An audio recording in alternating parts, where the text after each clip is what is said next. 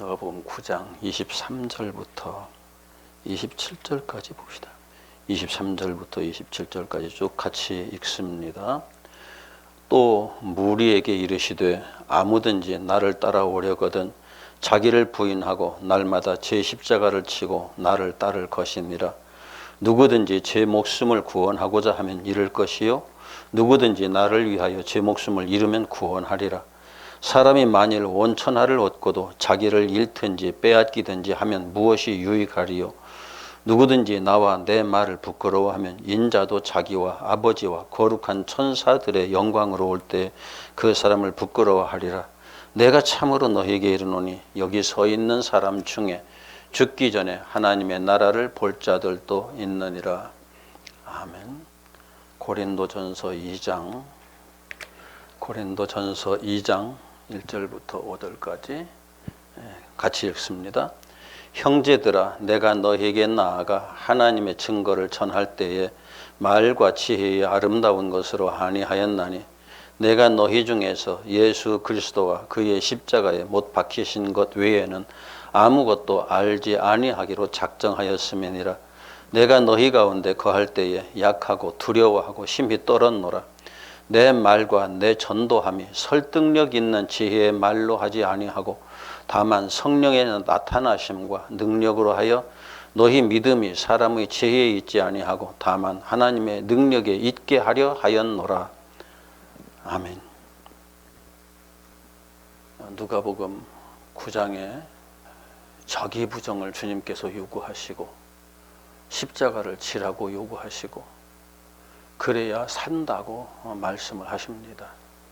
자기를 부정하지 않고 십자가를 지지 않으면 다른 말로 바꾸면은 자기를 부인하고 십자가를 지고 죽어야만 비로소 생명을 얻을 수 있다. 자기 생명을 구원코자 하면 잃게 되고 자기 생명을 버리면 그 구원 받는다. 이렇게 말씀을 하시면서 내 말을 부끄러워하지 마라. 부끄러워한다는 그 말은 주저하거나 망설이거나 하나님의 말씀 앞에 섰을 때에 주저하거나 망설이거나 회피하지 마라. 그런 말인데 그러면은 나도 너에게 그렇게 하겠다. 하나님의 말씀, 내 말, 여기 토라, 하나님의 말씀이라는 자원에 접근하면 토라가 되겠고 신약에서는 하나님의 말씀이라고 우리가 이해를 하지만 많은 사람들이 내 말을 나와 내 말을 부끄러워하면이라는 그 말, 나와 내 말, 예수님께서 우리들에게 친히 하신 말씀이라고 또 착각을 할 경우가 많아요. 나와 내 말. 요한복음에서 모세가 율법에 기록했고 선지자가 기록한 그이가 예수님이거든요. 나. 그래서 그 토라에 기록된 그 나, 예수님께서 그렇게 말씀하시는 거예요. 근데 그 말을 듣고서 망설이거나 주저하거나 회피하면 외면하면 나도 그 사람에게 그렇게 하겠다라고 말씀하시는 거예요. 어찌 보면 굉장히 무서운 말씀이기도 하죠. 깨달았으면 즉시 그렇게 하라, 이제 그런 말씀인데 이 부분 때문에 오해가 있는 부분이 있어요. 앞에서 읽었던 내가 천사들과 함께 영광으로 올 때에 그 사람을 나도 부끄러워하리라. 그 뒤에 같이 읽은 27절 말씀에 누가복음 9장 27절 말씀에 내가 참으로 너희에게 이르노니 여기 서 있는 사람 중에 죽기 전에 하나님의 나라를 볼 자들도 있느니라. 신학자들이 굉장히 어려워하는 문구예요. 여기 서 있는 그 예수님의 이야기를 지금 듣고 있는 그 사람들 중에 죽기 전에 하나님 나라를 볼 자들도 있다. 이게 예수님께서 그렇게 빨리 오신다는 것은 분명 아니었다는 걸 이제는 알죠. 그런데 이건 무엇일까? 많은 사람들이 이걸 해석하기를 어려워하는데 저는 바울 사도가 삼층천을 봤다고 얘기를 하잖아요. 사도 요한도 하나님의 보좌를 직접 바라보면서 계시를 받았어요. 그렇다면 꼭 바울 사도만 하나님 나라를 보고 사도 요한만 하나님 나라를 봤을까요? 죽기 전에. 이런 사람들은 초대교회에 많았거든요. 그런데 하나님 나라를 볼 때 어떤 사람들은 하나님 나라를 이 세상의 물리적인 나라와 똑같은 시각으로 보는 사람들이 있으니까 그건 문제가 많은 거고, 하나님 나라의 신비를 보면은 그때부터 그 나라를 설명할 말이 우리에게 없어져 버리거든요. 없어지는 게 아니라 없는 거예요. 아예 처음부터.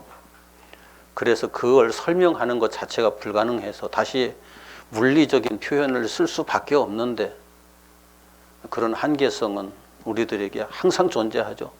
성경도 창세기 1장부터 시작해서 쫙 하나님에 대한 얘기를 하고 있지만, 그 하나님에 대한 이야기를 우리가 들을 때에 진짜 100% 하나님에 대한 이야기인가? 아니에요. 하나님에 대한 설명을 열심히 하고 있지만 우리의 언어로 우리가 보고 느끼고 우리가 확인할 수 있는, 듣고 확인할 수 있는 그 차원에서 계속 얘기가 되기 때문에 보이지 않는 하나님을 설명한다는 것 자체가 불가능해요. 그래서 그냥 입 밖에 내는 순간에 그게 사실은 아닌 거죠. 아니지만 또 그렇게밖에 설명할 수 없는 한계성도 우리에게 있다는 것을 이해를 하고, 주님께서도 이런 부분에 대해서 여기 있는 사람 중에 죽기 전에 하나님 나라를 볼 자들도 있다고 말씀하실 때 말세에 이르는 하나님 나라만 생각하고 있었기 때문에 이게 풀리지 않는 거예요.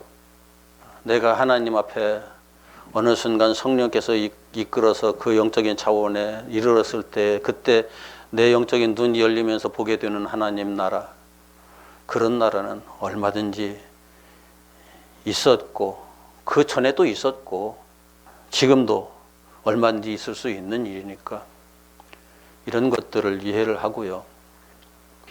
고린도 전서 2장에서 우리가 이제 성경을 보면서 오해하고 있는 것들이 참 많은데, 다시 한번 고린도 전서 2장을 보면은 좀 내용을 설명하고서 그 뒤로 넘어가야 될 것 같아요. 내가 너희에게 나아가 하나님의 증거를 전할 때에 하나님이 이런 분이시다, 하나님께서 이런 일을 하셨다라는 말을 할 때에 말과 지혜의 아름다운 것으로 아니하였나니, 바울은 평소에 자기가 말하는 것이 졸하다, 말하는 것이 참 어설프다, 이제 그런 표현이죠. 우리말로 쉽게 표현하면은 말하는 것은 어설픈데 글로 쓰는 것은 훨씬 낫다. 바울 서신을 읽어보면서 참 바울이 정말 유능한 문장가는 아니었다는 것을 제가 항상 확인을 해요. 그런데 유능한 문장가는 아니었을지라도 부족함이 없이 쓰려고 애를 썼다는 부분도 이제 이해를 하고, 그런데 바울이 평소에 말하는 것이 그만큼 되지 않았다면은 사람들이 알아듣는 게 참 쉽지 않았을 거다 하는 생각도 해요. 저도 설교를 하면서 많이 느끼거든요. 강의를 한다든지 설교를 하면서. 그런데 말과 지혜의 아름다운 것을 포기했다. 내가 내 지혜, 내가 생각하고 있는 모든 것을 다 말로 표현하기에 부족하다는 것을 내가 알기 때문에, 어차피 영적인 것은 말로 표현하는 게 안 되잖아요. 그래서 재미있는 말, 내가 너희 중에서 예수 그리스도가 그의 십자가에 못 박히신 것 외에는 아무것도 알지 아니하기로 작정하였음이라. 이 말이 가지는 의미가 뭐냐면은 생각하지 않겠다, 더 이상 그런 것들에 대해서 의미를 두지 않겠다, 가치를 두지 않겠다, 그런 의미거든요. 예수 그리스도와 그의 십자가에 못 박히신 것, 나중에 고린도 전서 저 15장 넘어가면은 부활까지 쭉 연결되죠. 부활까지 연결되는 내용이에요. 그것 이외에는 내가 더 이상 다른 것들에 관심 쓰지 않겠다. 그러니까 이 고린도 전서의 그 핵심적인 내용은, 나는 너희들에게 예수 그리스도와 그의 십자가 그리고 부활, 그 이상 더 이상 나는 말하고 싶지 않다, 그런 전제를 가지고 지금 이야기를 하는 건데, 사람들은 이 고린도 전서를 읽어가면서 그 이외에 너무나 많은 것들을 이야기를 해요. 본질에서 벗어난 이야기가 되는 거죠. 그러면서 이것이 행여나 내가 예수 그리스도와 그의 십자가와 그의 부활 그 이외에 다른 것들이 내 입을 통해서 성도들에게 전해지지 않을까 하는 그것 때문에 약하고 두려워하고 떨었다. 약하고 내가 강한 존재처럼 나를 느끼는 그 순간에 나는 강력하게 내 주장을 하게 되어 있어요. 자기는 약한 자리에 들여서야 비로소 겸손해서 조심스럽게 말을 하거든요.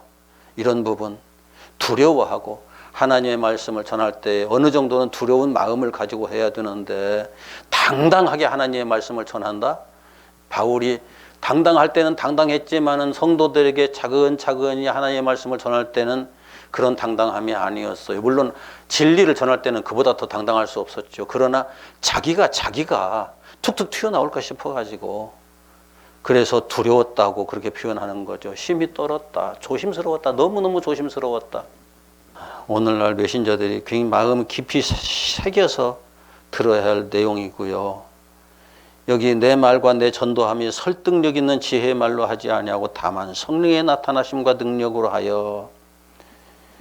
성령의 나타나심과 능력이 바로 무엇냐면 앞에서 언급한 예수 그리스도와 그의 십자가 부활, 이것이 성령의 나타나심과 능력의 핵심이죠. 마치 무당들이 하는 것, 다른 어떤 그 종교 시스템에서도 하는 것들, 그것들 얘기해 가면서 신비를 보여줘 가면서 이것이 성령의 나타남이다. 천만에요. 성령의 나타남 속에 그런 것들도 있을 수 있지만, 그러나 성령의 나타남은 궁극적인 목적은 예수 그리스도와 그의 십자가예요. 지금 바울이 지금 그걸 강력하게 이야기를 하고 있는 거죠. 지금부터 내가 사람의 지혜나 사람의 어떤 그 능력이나 이런 것 가지고 말하려고 하는 것이 아니라 성령의 나타나심과 능력, 이 말로 바꾸어서 하나님의 능력이라고 다시 표현하죠. 하나님의 능력, 가장 우리가 위대한 능력이라고 말하는 게 천지창조의 능력인데, 천지창조의 능력, 다른 말로 바꾸면은 우리를 다시 창조하시는, 우리를 새로운 피조물로 다시 창조하시는 그 능력에 대한 이야기죠. 예. 그 능력이 너희들에게 나타나게 하기 위해서 나는 하나님 말씀을 전한다, 복음을 전한다, 그 이야기를 하고 있는 거예요. 이게 바울이 이런 이야기를 하는 것, 예수님께서 누가복음 9장에서 말씀하신 내용들 종합해서 보면은 하나님께서 모세를 통해서 이스라엘 백성들을 애굽에서 이끌어내서 가나안 땅까지 가는 과정에서 있었던 내용, 그 어떤 역사를 압축해 놓은 거예요. 전부 다 압축해서 딱 제시한 거예요. 이스라엘 백성들이 애굽에서 들어가서 잘 먹고 잘 살 때 자기 부정할 일이 없었죠. 자기를 돌아봐야 할 필요가 없었죠. 돌아봐야 할 일들이 생기지 않았죠. 아예 그냥 편안하게 잘 먹고 잘 살고, 국가는 나를 보호해주고 내 생활 터전을 지켜주고 내가 잘 먹고 잘 살도록 모든 걸 배려해주고, 요셉에 의해서 세워지는 왕들이 그렇게 해줬으니까요. 그러면서 거의 300여 년 동안을 쭉 이어왔거든요. 300년이면은 옛날의 역사는 까마득하게 잊을 수밖에 없는 그런 오랜 기간들을 그렇게 지나왔어요. 오랜 시간을 그렇게 지나오다가서 이스라엘 백성들이 그 안일함에 푹 빠져 있을 때에 하나님께서 자기를 돌아보게 하시는 역사를 진행하시죠. 그게 바로 왕조를 바꾸어서 노예 생활을 하게 하는 거였죠. 이건 이스라엘 백성들에게는 실제로 그 역사 속에서 하나님께서 그렇게 진행하셨지만은, 우리들 한번 생각해 봐요. 우리들이 평안할 때 자기 자신을 돌아보는 경우가 많던가요? 내가 힘들고 어려울 때 자기 자신을 돌아보는 경우가 많던가요? 자기 성찰은 내가 평안하고 내가 안일할 때에 자기 성찰이 이루어지질 않아요. 거의 대부분 내 삶이 힘들고 고통스러울 때에 자기 자신을 깊이 들여다보기 시작하거든요. 나라는 존재에 대해서, 내가 왜 지금 이 상황이 됐는지도 돌아보고 차근차근 돌아볼 수 있는 기회가 주어지거든요. 이스라엘 백성들에게 그렇게 하신 거예요. 이것이 대략 100년 정도의 세월을 지나는데, 그러면서 아하, 우리가 본향을 잊었구나, 하나님의 언약을 잊었구나, 하나님께서 말씀하신 본향은 가나안 땅이었고 그 언약은 가나안 땅에서 하나님 나라를 형성하는 거였었는데 그걸 잊어버리고 여기서 우리가 너무나 안일하게 살았구나 하는 것들에 대한 생각을 하는 사람도 있었을 것이고 하지 못하는 사람들도 물론 있었을 거예요. 그러나 하나님께서 모세를 통해서 이스라엘 백성들을 깨우쳐 주시죠. 내가 너희들을 그 땅으로 인도하여 가려고 여기에 데려와서 키웠다. 키웠으니까 이제 나가야 되는데 나갈 생각을 하지 않는다. 그러니까 나갈 생각을 할 수밖에 없도록 만들었다고 하는 사실을 스스로 이제 깨닫게 하시죠.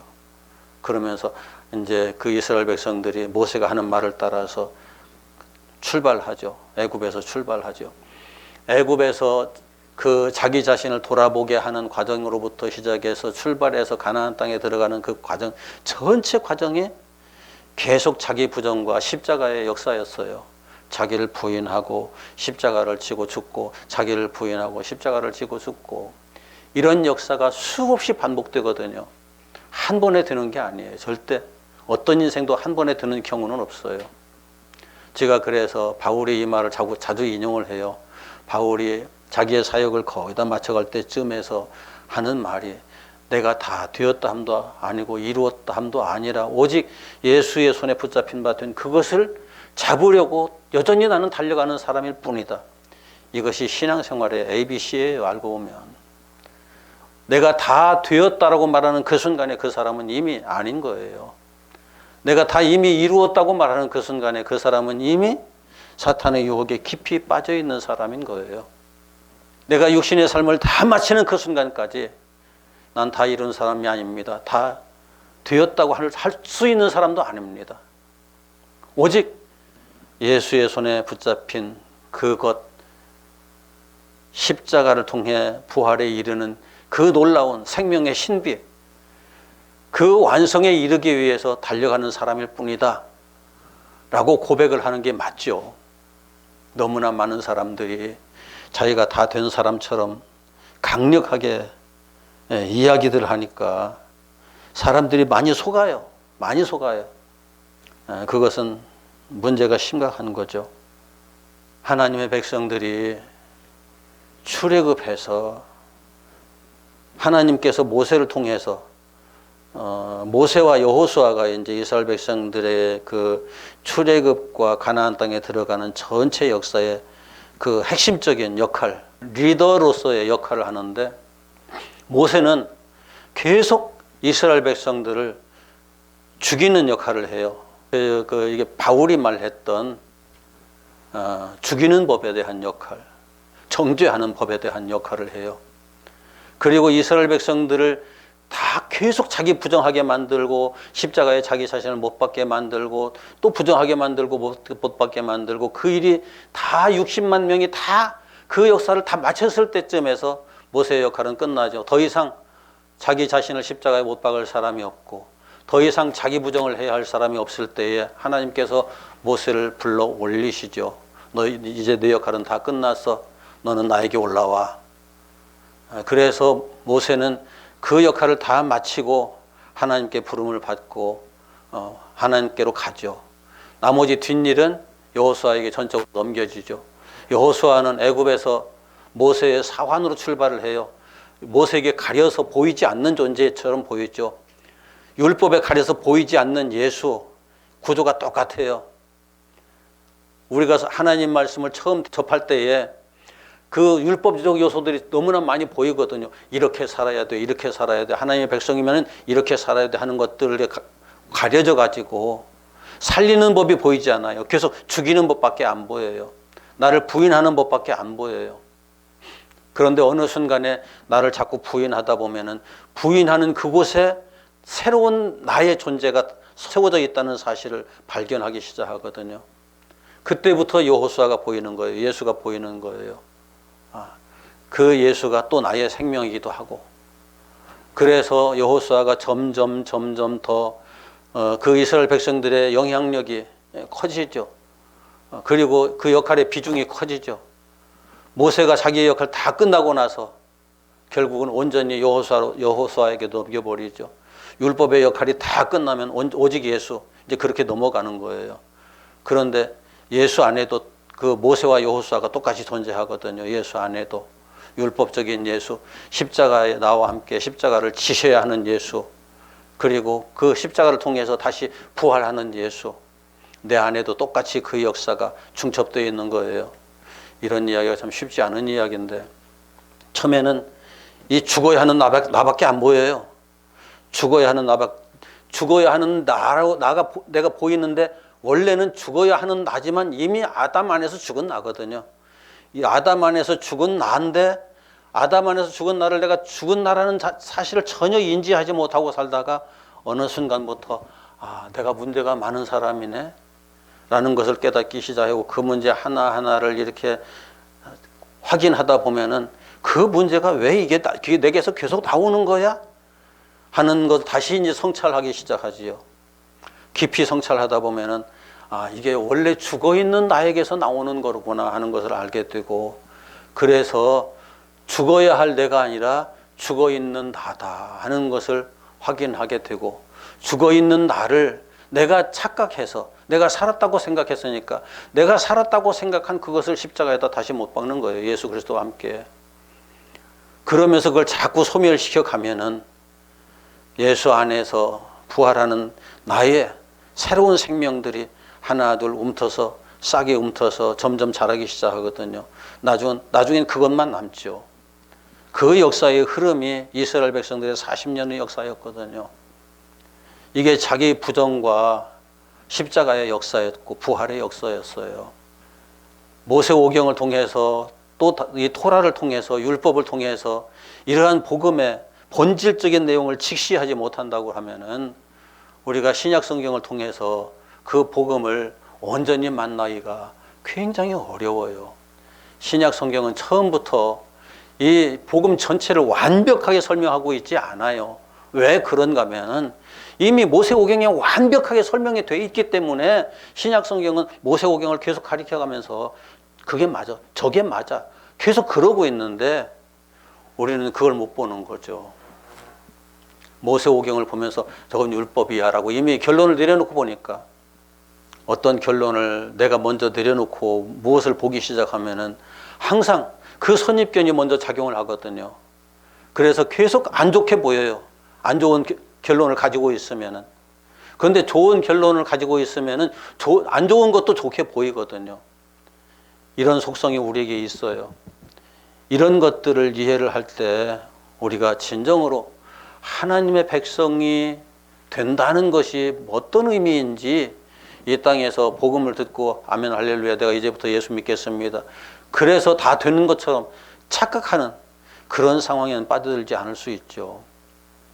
이스라엘 백성들의 40년간의 자기 부정과 부활, 자기 부정과 십자가와 부활, 이 역사를 정확하게 이해하는 것이 모세오경을 제대로 아는 거고, 이것이 아담으로부터 시작해서 노아까지 쭉 진행되었던 역사 속에 이미 다 포함되어 있었던 거고, 아브라함으로부터 시작해서 그 요셉의 그 애굽에 들어가기까지의 이스라엘 백성의 역사 속에 다 이미 포함되어 있었던 것들인데, 사람들은 그 역사를 그렇게 이해하지 못하고 있는 거죠.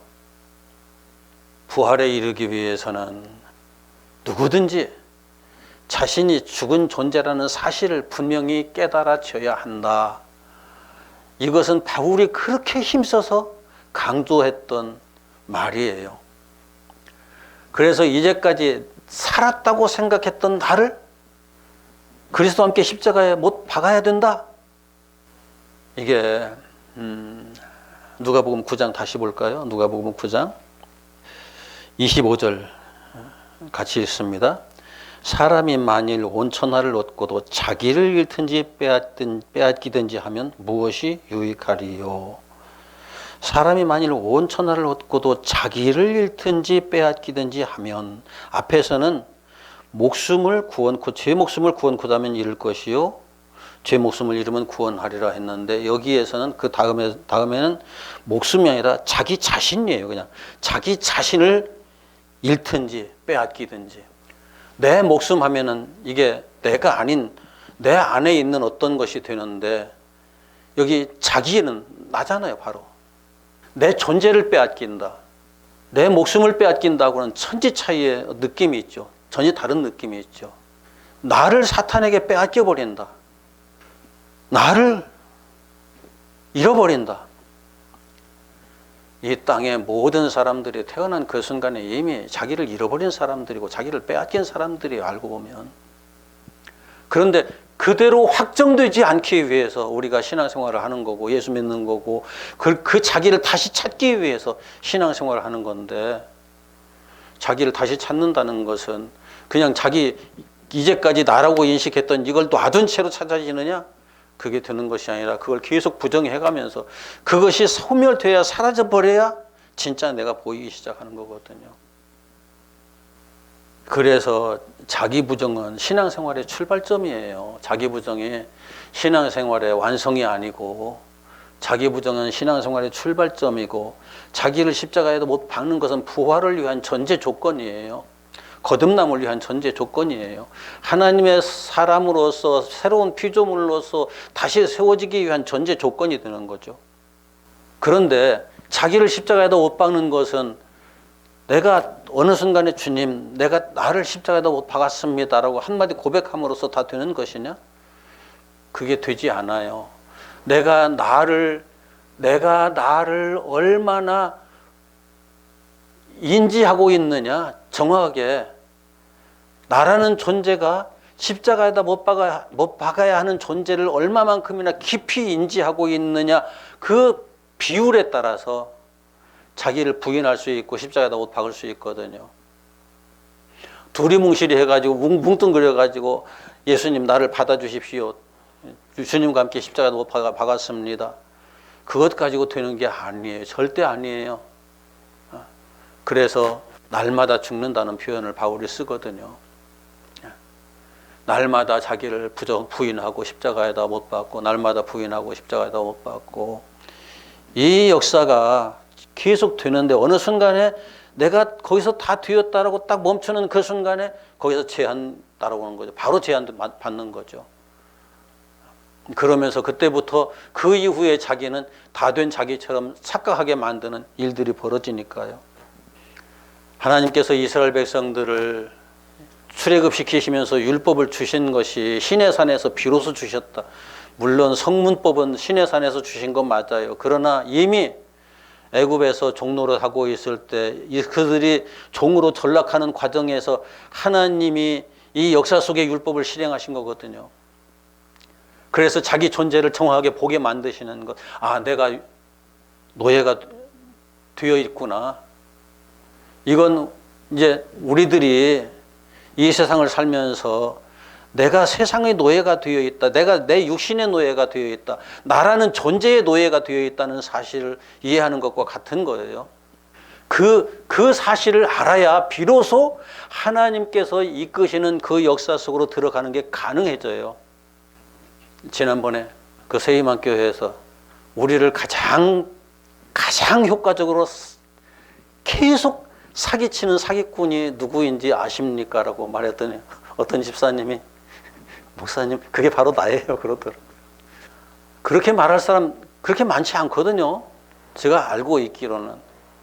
내가 나를 가장 심하게 사기치고 있는데, 심하게 사기치고 있으면서도 사기친다는 사실도 모르고 자기 자신에게 쭉쭉 이끌려가면서 살다가 어느 순간에 깜짝 놀라서 돌아보면은, 아, 내가 여지껏 나에게 속았구나. 그런데 그래 놓고 나서도 저놈이 날 속였어, 저놈이 날 속였어, 저놈이 날 속였어라고 우리는 손가락질하면서 또 다른 사람을 원망하는 그런 이상한 행동들을 하거든요. 내가 나를 속였다는 생각을 잘 못하는 거죠.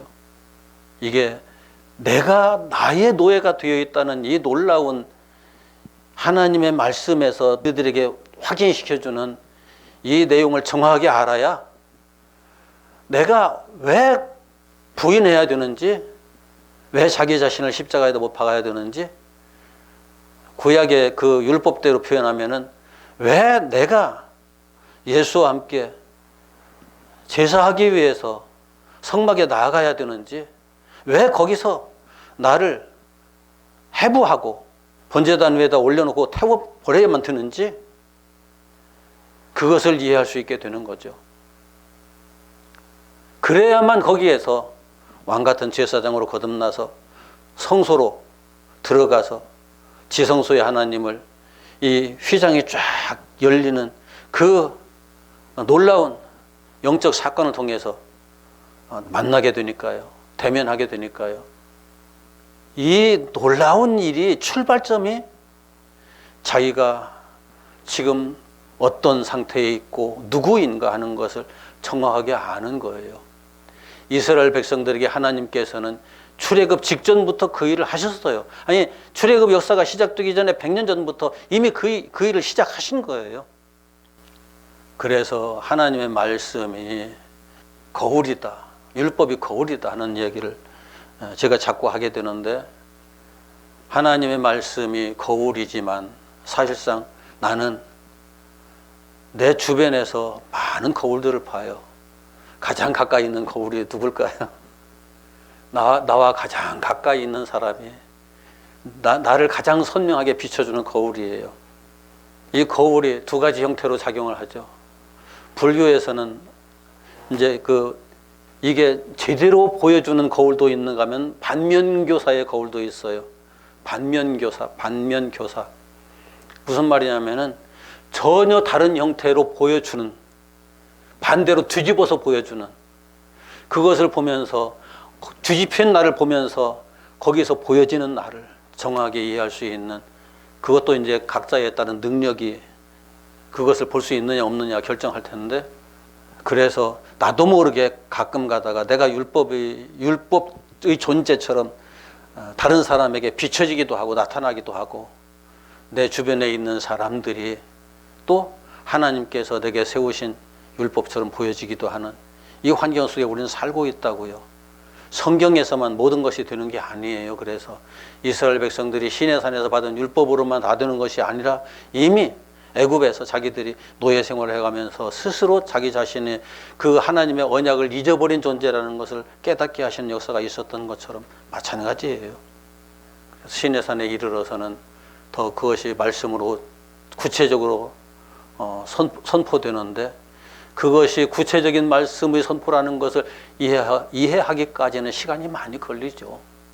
처음에는 그 말씀 다 받았고 성막 다 지었으니까 이제 다 하나님의 영광이 막 임하는 놀라운 그 역사의 현장을 우리들이 소유했으니까 이제는 가나안 땅에 바로 들어갈 수 있을 거야라는 착각을 하는데, 그건 착각이었죠. 그때부터 40년이었어요. 39년이었어요. 우리가 그런 부분들을 이해를 한다고 하면은 신앙생활이 어느 한순간에 다 이루어졌다라고 생각하면 문제가 심각해진다는 거예요. 물론 성령께서 하시면은, 하나님께서 친히 하시면은 안 될 건 없어요. 하나님이 그런데 능력이 없어서 못 하시는 것이 아니라 우리 자신이 너무나 단단하게 굳어져 있어서, 육신의 역사 속에 너무나 굳어져 있어서 그것을 깨서 이끌어가는 과정에서 시간이 필요하다는 거죠. 우리에게 시간이 필요하다는 거죠. 하나님께 시간은 의미가 없잖아요. 하나님께는 시간이 전혀 아무런 의미 없어요. 시간과 공간이 무슨 의미가 있어요? 우리에게 필요한 것이니까. 하나님께서 시간과 공간을 주신 것은 우리에게 필요해서 우리에게 그것이 적용되게 하기 위해서 허락하신 은혜예요. 그 시간들을 통해서 우리가 우리 자신을 알아가고 깨닫고, 거기에서 하나님께서 진행시키시는 그 구원의 역사의 과정들을 지나면서 완성돼 가는 거죠. 이 땅의 역사가 언제부터 그렇게 됐느냐는 것은 아담으로부터 시작됐고, 이 아담으로부터 시작된 이 역사가 아담 안에서 둘로 갈라지잖아요. 하나님께서 맨 처음 주셨던 하나님의 형상, 그 형상에 따른 역사의 흐름, 그리고 선악을 알게 하는 나무의 열매를 먹어버렸던, 그래서 그 하나님의 형상이 죽어버린, 육신을 중심으로 한 역사. 하나님의 형상이 죽어버렸기 때문에 그 형상을 다시 살리기 위해서 하나님께서 한 생명체를 잡아서 그 가죽옷을 지어 입히시잖아요. 하나님의 형상의 역사는 그렇게 연결되어 가고, 선악을 알게 하는 나무의 열매를 다 먹어버린 그 역사의 흐름은 인간의 육체를 통해서 진행되어 가는 역사로 쭉 흘러가죠. 그것이 아담에게서 가인과 아벨로 나타나죠. 아담이 가인과 아벨만, 자식 둘만 낳았다, 그게 아니잖아요. 800년을 지내면서 자녀를 낳았으니까 엄청난 자녀를 낳았지만 그 대표가 둘인 거예요. 가인과 아벨. 가인은 선악을 알게 하는 나무의 열매를 먹어버린, 하나님의 의를 내가 이루리라, 하나님의 목적을 내가 완성하리라, 하나님께서 우리를 창조하신 그 계획을 내가 내 방법과 내 지식과 내 지혜와 내 수단을 다 통해서 그것을 완성하리라. 하나님, 내가 그것을 이루어낼 테니 하나님께서 보십시오. 내가 하나님 나라를 완성할 것입니다. 그것이 인본주의 역사로 아담에게서 가인으로, 가인에게서 지금 인본주의 역사로 쫙 흘러내려오고 있는 그 역사고요. 그래서 지금 온 세상이 하나님 나라를 이루겠다고 몸부림쳐가면서 가는 거죠. 온 세상이 다 그래요. 그런데 아담을 통해서 아벨로 이어지는 역사는, 그래, 내가 하나님께서 하시는 거야. 내가 할 수 있는 것이 아니야. 나는 사라져야 돼. 그래야 하나님께서 이 일을 완성하셔. 그것을 깨달아 버린 아벨은 제사를 잘 드리고 나서 죽었고, 그 믿음을 따라 죽었어요. 물론 가인에 의해서 죽었지만 우리를 죽이는 것은 원수가 죽이는 거거든요. 내가 스스로 죽는 게 아니고 자살하는 게 아니에요. 그리고 셋으로 다시 거듭나서 셋의 역사가 이 땅에서 문명을 발전시키고 이 땅에서 어떤 역할을 하는 것이 아니라 대를 잇는 그 역사만 계속 진행시키면서 죽고 이 땅에서 때가 무엇을 하리라가 아니라 죽는 거예요. 하나님의 백성들은 그거예요. 그 역사를 통해서 하나님의 놀라운 계획이 완성되어 가는 거죠.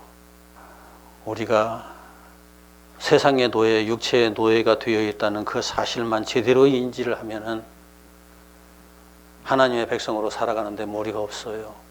그러나 그것을 제대로 정확하게 이해를 못하기 때문에, 온전한 이해가 되지 못하기 때문에 때에 따라서 수시로 육신의 지배를 받고, 이 세상의 지배를 받고, 내 생각의 지배를 받고, 내 마음의 지배를 받고 그래가면서 살아가게 되는 거죠. 말씀을 정리합시다. 우리가 복음을 전하면서 예수 그리스도와 그의 십자가가 무엇을 의미하는 것일까?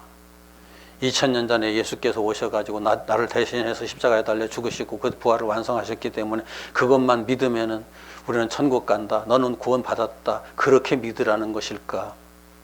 그렇다면 자기 부정이라는 게 필요 없어지죠. 자기 십자가를 져야 할 일도 없죠. 바울이 내가 그리스도와 함께 십자가에 못 박혔나니 이제는 내가 산 것이 아니오 내 안에 그리스도께서 사신 것이라 고백할 필요도 없죠. 왜 그렇게 고백을 해요? 나 대신 예수께서 죽으셨다, 난 구원받았다, 끝났다, 너희도 그것 믿어라, 그렇게 얘기를 하죠. 그게 아니잖아요. 우리들에게 요구된 건 그거예요. 지금 계속 이 땅에 우리의 인생이 끝날 때까지 계속 요구되는 건 너를 부인하라, 그리고 자기 십자가를 져라. 자, 왜 자기 십자가를 지라고 했을까요? 예수께서 나와 함께 내 십자가를 져라 그렇게 하지 않으시고, 나와 함께 내 십자가를 져라, 그것은 예수 그리스도의 십자가예요. 나의 십자가는 오늘 나에게 따로 있어요. 그런데 영적인 차원에서 보면 그 십자가와 그 십자가가 얽혀 있거든요. 나의 십자가이기도 하지만 영적인 차원에서 보면 예수의 십자가이기도 한데 분명히 그것은 나의 십자가예요. 그래서 나의 십자가를 내가 포기하면은 나의 죽음도 없고 부활도 없거든요. 그게 지기 편한 것 같으면 왜 십자가였겠어요? 그것을 감당하기 쉬운 것 같으면 왜 십자가였겠어요? 지다가 내 힘으로 내 온 능력을 다해서 지고 가다가 퍽 쓰러져 가지고 더 이상 나는 못 지고 가겠습니다. 그렇게 고백하는 게 맞는 거고요. 그러면은 원수들이 나를 이끌어다가 십자가에다 못 박지요. 그러면은 말없이 주여 감사합니다. 나는 스스로 죽을 수 없는데 당신께서 당신과 함께 나를 이렇게 죽게 해주시니 감사합니다. 내가 십자가 지고 스스로 죽었다 그러면은 문제가 굉장히 심각해질 거예요. 그런데 스스로 죽을 수도 없는 존재, 그런 존재이기 때문에 주님께서도 십자가 지고 가다가 쓰러지셨고 더 이상 지고 갈 수 없는 상황이라는 것들을 우리들에게 보여주셨고 우리도 그럴 수밖에 없다는 것을 그렇게 확인시켜 주셨고 원수들이 우리를 끌어다가 십자가에다 못 박을 때까지 그래서 저번에 내 원수가 누구냐? 저는 내 원수는 사탄이고 그 원수를 사랑해야 사탄이 십자가에다 못 박을 때 그 사탄을 향해서 수고했다, 고맙다라고 얘기할 수 있는 사람이 되는 거다. 그 원수를 사랑해야만이 내가 십자가에 죽을 수 있다. 그 원수와 맞서서 싸우기 시작하면은 결코 내가 십자가를 칠 수도 없고 죽을 수도 없고 예수와 함께 부활할 수도 없다. 그런 말을 한 게 기억이 납니다. 우리들이 예수님과 모세의 율법들, 토라, 모세 오경을 분리해서 읽으니까, 분리해서 보니까, 서로 나누어서 따로따로 보니까 율법에서 예수가 안 보이고 예수에게서 율법이 안 보이는 거예요. 말씀이 안 보이는 거예요. 분명히 말씀이 육신이 되어 우리에게 오셨다고 분명히 기록하고 있음에도 불구하고 그 말씀이 육신이 되었다는 사실을 이해를 못하는 거죠. 우리에게 주어진 시간들이 얼마가 될지는 모르겠어요. 각자에게 주어진 시간들이 각각 있는데 하나님께서 허락하신 시간 안에 우리가 이 하나님의 구원을 이루고 예수님께서 제자들에게 말씀하셨던 이것, 내가 참으로 너에게 이르노니 여기 서 있는 사람 중에 죽기 전에 하나님의 나라를 볼 자들도 있느니라. 바울이 말했던 것처럼 그 하나님의 나라, 영적인 세계를 보면서 아, 저게 바로 하나님 나라야. 요한이 보면서 하나님의 계시를 새겨가지고 우리들에게 전해주기까지 했던 그 놀라운 일들을 우리가 함께 볼 수 있는 그런 날들이 꼭 있었으면 좋겠습니다. 기도합시다.